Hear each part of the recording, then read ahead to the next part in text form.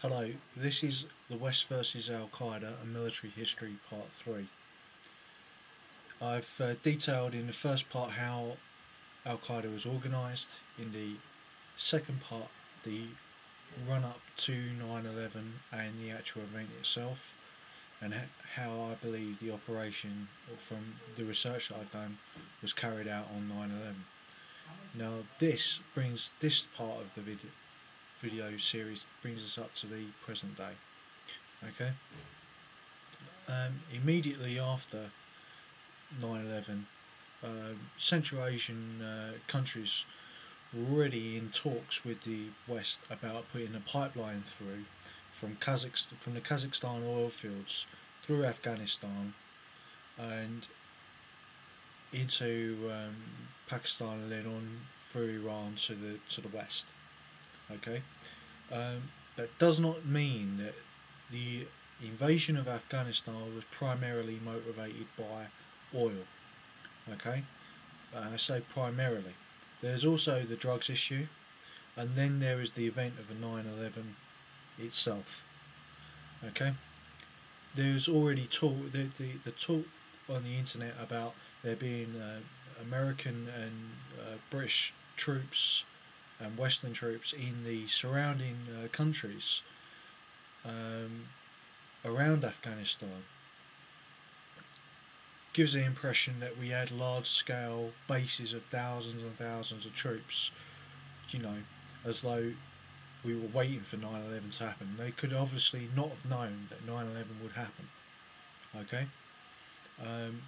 Everybody was taken completely by surprise, and if you see the pictures of the politicians at the time, they look genuinely stunned. Otherwise, they are amazing actors. Okay. There was obviously warnings from the CIA, divisional sectional chiefs that were from Michael Scheurer, of course, who gave warnings. Michael Scheurer's job was to catch and kill Bin Laden, but the warnings are within one massive organisation against another massive organisation. That's the CIA against Al-Qaeda.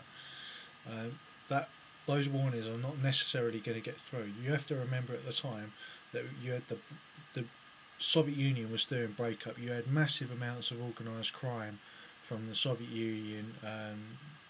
They were worried about Soviet Union's missile warheads being sold by the Russian mafia. There were many other things going on at the time, rather than just the impression that's given that it was just Al-Qaeda that the United States had to worry about. It wasn't. Those military advisors who were in those other countries were in small teams monitoring the area around Afghanistan. Now, when 9/11 happened, there was also negotiations between the US and the Taliban as to whether they could put a pipeline across Afghanistan. And the classic phrase that's given by people who like these wild theories about 9/11 is that it can be a carpet of gold or a carpet of bombs. Up to that point, the United States was simply worried also about its national security from the amount of drugs that the Taliban were trafficking. No doubt the Taliban cracked down on drugs being taken by its own people, but it was still exporting drugs because of its war with the Northern Alliance, who's the representative of Abdullah Nasser, who just ran for the presidency of Afghanistan, but was defeated by Mohammed Karzai through corrupt methods, mind you. But immediately after 9/11, the United States declared war on Afghanistan as they were the chief base of Afghanistan, and it threatened Pakistan that they would destroy Pakistan's nuclear weapons. So I think the Americans had an inkling that Pakistan and Saudi Arabia were backing Al-Qaeda. Although the royal family and Saudi royal family and Al-Qaeda actually hate one another, but they unite against their common enemy, the United States. Now, Operation Anaconda was almost a disaster. Local children saw the American helicopters coming over, warned Taliban commander, and the 1,500 American Marines who were put down, and Rangers who were put down in the valley, where the battle of Operation Anaconda first happened, thought that they were fighting 3,000 Taliban light infantry, and the Americans obviously would have had massive amounts of firepower. In fact, they were fighting up to 8,000 to 10,000 Taliban fighters who congregated there and went for a pitched conventional battle, backed up by Al-Qaeda, of course, amongst their ranks. But the Americans, through their firepower, their training and their bravery, managed to turn the situation around. The old Germanic maxim on war is that a ambush quickly discovered quickly can be turned into an ambush on the ambusher.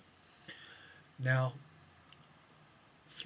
through the development of the war in Afghanistan, there was the other incident of the Bali bombings, which happened during the time, and other terrorist attacks that happened through Southeast Asia and Indonesia and Java and Malaysia. But in Afghanistan itself, the Al-Qaeda and the Taliban developed asymmetric warfare, guerrilla warfare, and then when the invasion of Iraq happened, the Americans were so confident that they killed so many Taliban and so many warlords, and this is the basis of the Taliban and Al-Qaeda's strength in Afghanistan, was the warlords and their own private armies switched sides and went over to the Americans, and this combination is what drove the Taliban back. But the Iraq war shifted this completely. Al-Qaeda went through the mountains of northern Iran, evading the Iranians, although the Iranians may have helped them. We're not quite sure on that. Robert Bayer thinks they did. Went into Iraq and really started an asymmetric warfare that would have copied the tactics used by the Lebanese against the Israelis, although the Lebanese are Shia, of course. And that is the leaving of roadside bombs. And this has been the curse of our involvement in Iraq and Afghanistan, that our high-tech equipment is being undone by relatively very simple explosive devices that are being left in quantity, and some in extremely large sizes. One has actually destroyed Abraham's main battle tank and a Challenger 2 main battle tank. You can see the size of the explosions involved. But